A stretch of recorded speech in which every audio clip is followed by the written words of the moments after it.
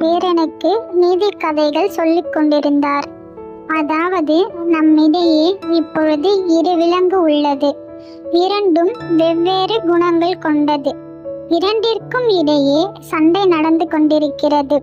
ஒன்று மிகவும் நல்ல பண்பு, பாசம், நேசம், மனிதத்தன்மை, உண்மை போன்ற குணங்கள். மற்றொன்று கோபம், பொறாமை, பொய், தான் மட்டும் எல்லாமும் எனப்படும் ஈகோ போன்ற குணங்கள் என்று கூறினார்.